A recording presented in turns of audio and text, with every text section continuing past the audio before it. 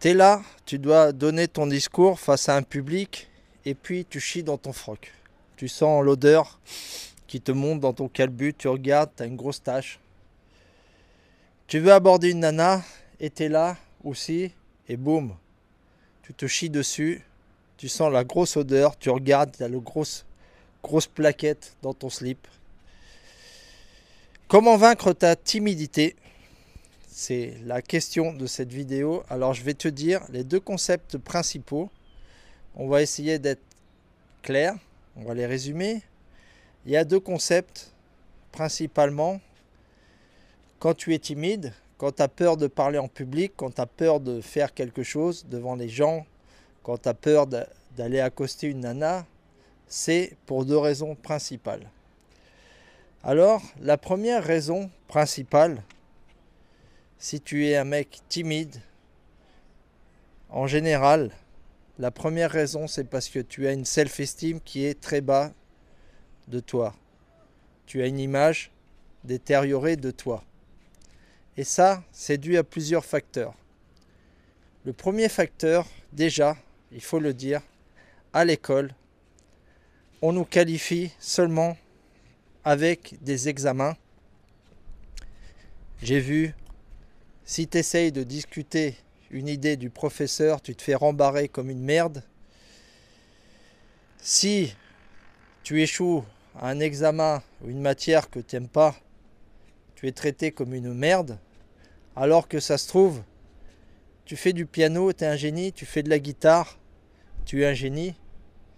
Pas que de Lucia, il a été très peu à l'école, regardez où il est arrivé.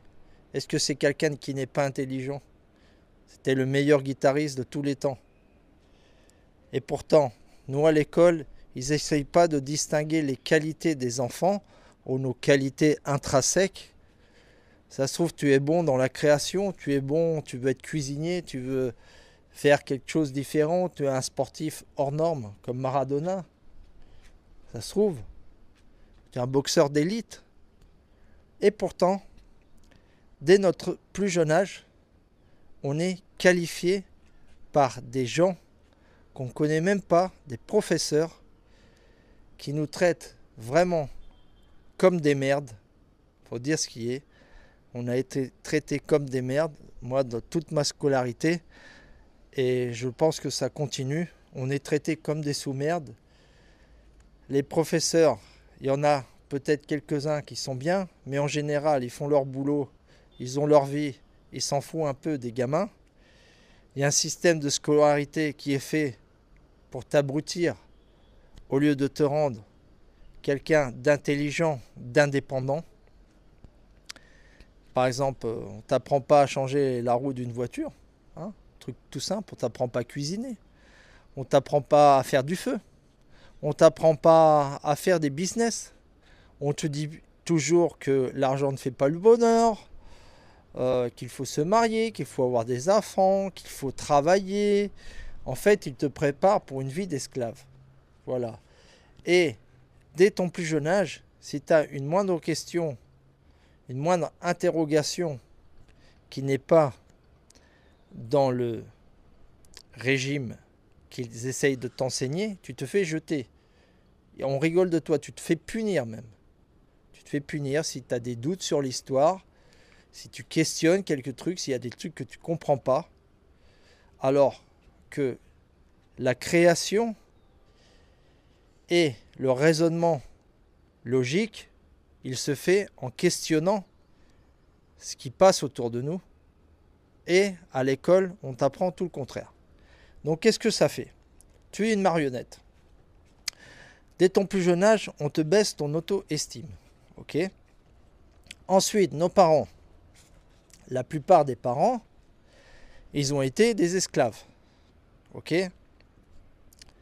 Maintenant, de nos jours, on a passé d'un extrême à l'autre. Maintenant, les parents, ils surprotègent les enfants. Avant, c'était beaucoup plus dur. C'était les parents, en fait, le père, la mère, ils travaillaient, ils aidaient les gamins, et on était un peu laissés à notre merci. Et en général, on n'avait jamais un mot, pour te dire t'as bien fait ça, tu es fort à ça, tu es fort ceci. Jamais. Moi, de la part de mes parents, jamais. On m'a dit, on m'a félicité pour quelque chose. Jamais de ma vie.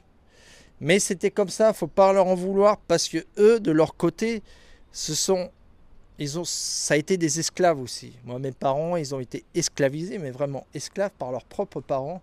Ils travaillaient dans les champs dès leur plus jeune âge. À 7, 8 ans, en Espagne, ils travaillaient dans les champs. Et ensuite, dès qu'ils commençaient à travailler à 14, 15 ans, tout l'argent, c'était pour les parents. Et eux, en plus, ils se prenaient des volets. Moi, mes parents, ils m'ont pas tapé. Et ils se prenaient des volets avec les ceinturons. C'est vrai, c'est des histoires vraies. Donc ce sont des gens blessés. Donc tu as eu une self-esteem qui a été ratatinée par tes parents. Peut-être non, mais dans la plupart des cas. Et aussi par l'enseignement scolaire. L'enseignement scolaire, c'est fait parce que les élites veulent des esclaves. Ils ne veulent pas des mecs intelligents qui puissent échapper à la Matrix. Donc déjà, on t'éduque depuis tout petit et on te dit bien toujours, l'argent ne fait pas le bonheur, l'argent, on crache sur l'argent, alors que sans argent, sincèrement, on ne peut rien faire dans cette société. Tu peux aller vivre sous un pont, tu peux même pas t'acheter une gaufre à la kermesse d'Octeville. Donc, tu ne peux pas t'acheter une gaufre à la kermesse d'Octeville, ben, la vie n'a aucun sens. Donc à partir de là, ta self-esteem, il faut la remonter. Qu'est-ce qu'il faut faire? Une reprogrammation. Reprogrammation mentale. Comment c'est ça, l'ASCAR, reprogrammation mentale? Eh bien, c'est comme quand tu prends un ordinateur, tu le resets et tu le reprogrammes avec un autre programme. On peut faire ça? Oui, on peut faire ça. C'est pas évident, mais petit à petit, tu peux te reprogrammer et tu peux reprendre une self-esteem. Comment? La voie la plus facile, parce que ça prend des années et des années. Déjà, il faut faire du sport. Il faut bâtir un physique. Il faut avoir de la curiosité pour la vie, avoir une espèce de culture générale aussi, bien sûr, et être excellent dans une activité. Ça peut être n'importe quoi, la natation, la boxe, le foot, le dessin, la guitare. Une activité où tu excelles et tu seras fier de toi. Si toi-même tu es fier de toi dans un truc, ça va te monter ton estime. Ok? Moi j'étais bon à la bagarre, donc j'avais une certaine assurance en moi, toujours. Les bowling et tout, j'ai pas eu de problème avec les mecs qui faisaient la terreur à l'école. Moi, la tête haute, et je me suis toujours battu contre ces mecs-là. Je me suis toujours fait respecter, j'ai toujours fait la bagarre. Mais tu n'as pas besoin de faire la bagarre, ça c'est un exemple. Tu peux faire une activité où tu excelles et dans ton intérieur, tu vas être fier de toi. À partir du moment que toi-même tu es fier de toi, ton self-esteem, elle va monter. Ok? Elle va monter. Et ensuite, ce qui est du plan, aller parler en public ou aller draguer des nanas, par exemple, si tu fais la muscule, tu as un beau physique, tu es bâti, tu es costaud, tu fais un sport de combat, tu vas avoir une assurance en toi déjà, parce que tu vas te dire, tu te regardes dans une glace, tu t'aimes bien. Tu sais que si on te cherche des noises, le mec, il peut se prendre une baigne ou un coup de pied dans la gueule en 1 seconde. Déjà, ça te donne des assurances, tous ces trucs-là. Ça te donne des assurances. Tu vois? Donc, ensuite, ce qui est parler en public, aller draguer une nana et tout ça, c'est avec la pratique, bien sûr. Je t'ai dit, j'ai fait la vidéo sur les râteaux, tu la regardes. Je l'ai fait hier. Hein? Tu prends des râteaux. Parler en public, ça peut paraître un truc insurmontable pour certains, mais à partir du moment que tu lèves ta self-esteem, et ensuite que tu as de la pratique, parce que parler en public, c'est pas évident. Tu bafouilles, il faut avoir un ton qui est haut, il faut savoir communiquer, il faut une gestuelle. Il y a Obama, par exemple, il était nul en communication, et lui, il a travaillé beaucoup sur ça. Et vous pouvez voir son évolution, après, c'était un excellent orateur. Moi-même, j'ai commencé ces vidéos, je bafouillais. Je ne coupe jamais les vidéos. Vous regardez depuis le début, c'est one shot.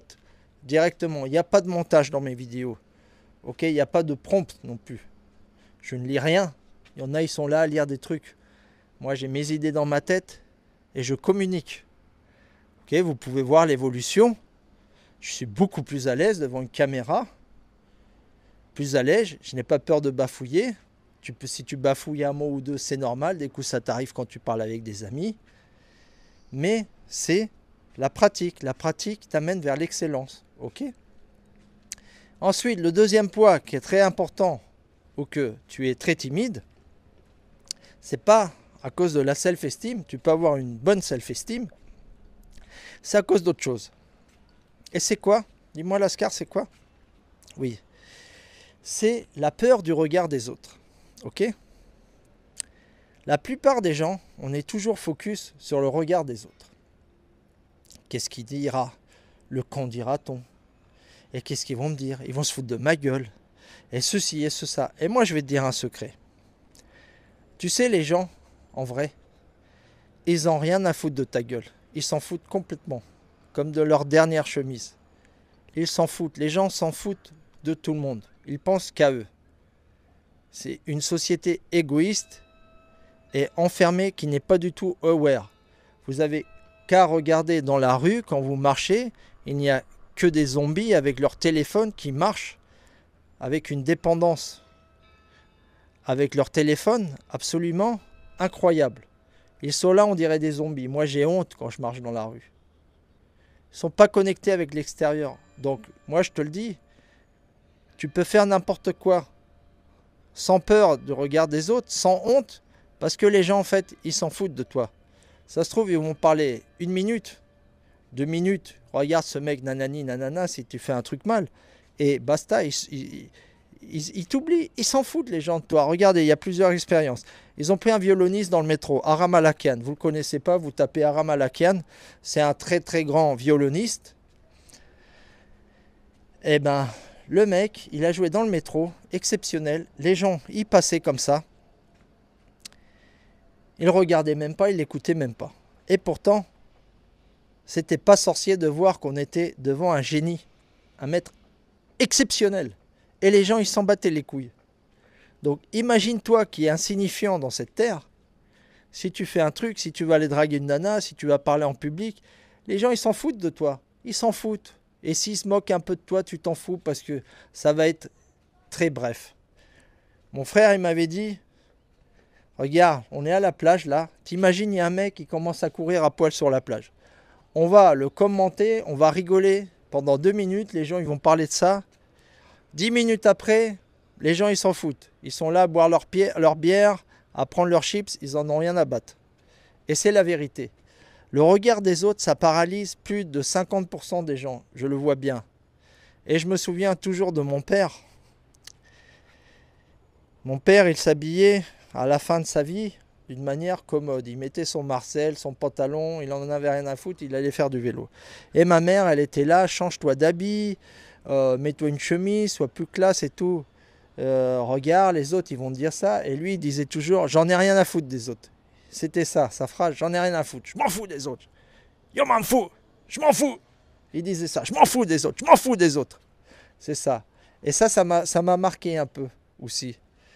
Et moi, en fait, tout ce qui est fait dans le respect, bien sûr, on ne va pas commencer à se bourrer la gueule, à chercher des noises dans la rue. Moi, je vous parle, dans le chemin de Lascar, on est des mecs bien. Voilà, on n'est pas des bourrés, on n'est pas des mecs qui cherchent des noises et tout. Ou qu'on va embêter les filles, simplement. Tu peux aller aborder une fille convenablement. Eh ben, les gens, en fait, c'est pas grave. Moi, j'ai accosté des filles. En fait, je m'en foutais des autres. J'allais voir les filles, j'étais focus sur les filles. Puis si je me prenais un râteau devant tout le monde, sur une plage, ou dans un monument historique, souvent quand on voyage, tu sais, il y a plein de touristes qui sont là, avec leurs caméras, tu peux aller tchatcher. Tu te prends un vent, bon bah voilà, c'est comme ça fait partie de la vie, c'est pas grave. Le regard des autres, ça paralyse beaucoup de gens, le regard des autres. Regardez, moi, j'ai fait un truc terrible.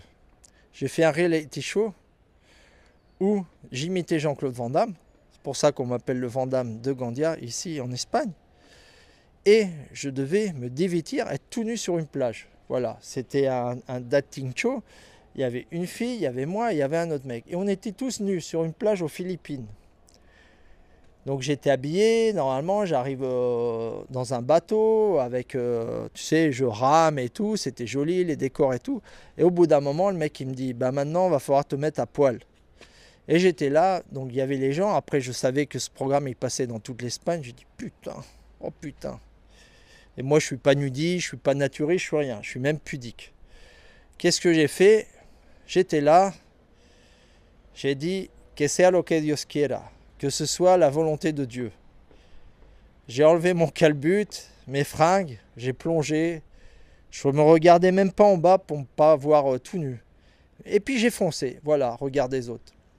Résultat, le regard des autres, j'avais des élèves, j'étais coach, je donnais des cours d'aquagym dans un centre public, municipal. Eh ben, ça a été très bien vu. Parce que j'étais original, c'était pas méchant, c'était un programme qui était rigolo. Les gens ils s'en ont foutu que j'étais à poil. On m'a très bien accueilli, mes chefs et tout, j'ai eu aucun souci. Et d'ailleurs, ça fait 10 ans déjà que j'ai fait ce programme.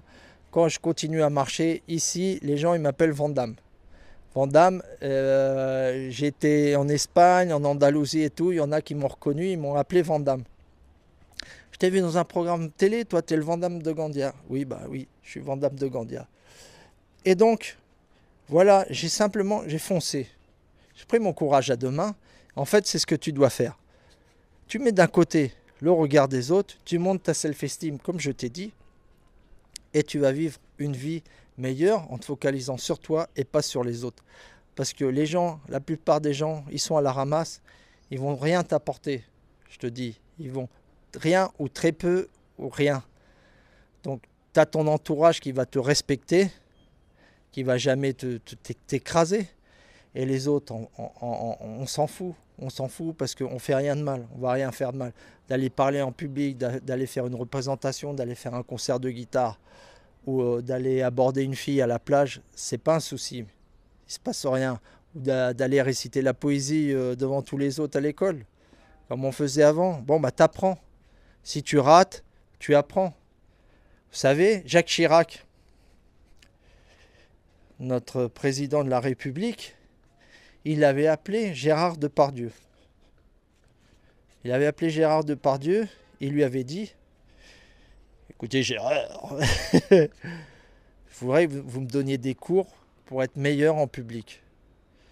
Puis Gérard Depardieu, il lui avait dit simplement, bah, restez comme vous êtes simplement, soyez naturel et honnête. Voilà, et puis ça donnait un président particulier, voilà, il avait son sens de l'humour et tout, il était là avec sa femme, c'était Bernadette je crois, il regardait les autres gonzesses et tout, et puis voilà, on a retenu ce président comme un mec naturel et franchouillard, Jacques Chirac, tu vois, donc le regard des autres, mets-le dans un placard, t'en as rien à foutre, hein, tu dois penser à ta vie, suivre le chemin de Lascar, te développer, faire de mal à personne, être un bon gars.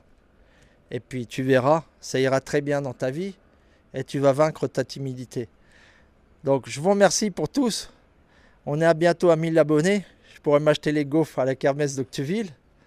Ah, merci pour votre soutien. Merci, c'est très gentil. N'oublie pas, c'est dans l'inconfort qu'on devient fort, Lascar Révélation.